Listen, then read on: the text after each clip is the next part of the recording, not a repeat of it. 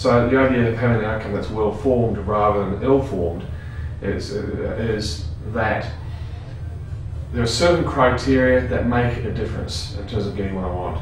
One is in representing the idea, as I said, in all the senses, so I'm activating a lot more neurology if I use all my senses. It's important to make sure that the outcome that you're going for is humanly possible. I mean, if somebody wanted to be able to fly without any mechanical aids, that would not be a well-formed outcome. In fact, it can be rather dangerous and deadly, in fact.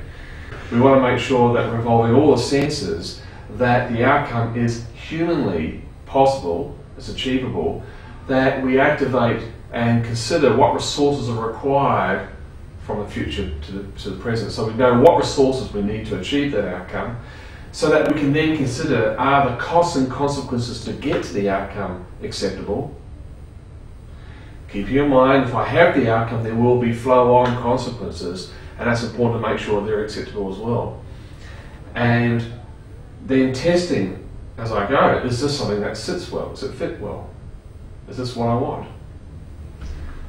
And then to end it all, I like to note also the intention. What do I want through having this outcome? So if I know my outcome, I represent that in my mind, I know the intention for it, I can envision the flow-on consequences, as well as the cost and consequences to get to the outcome. Then, if those consequences fit well with the intention, that outcome is probably very well worthwhile developing further.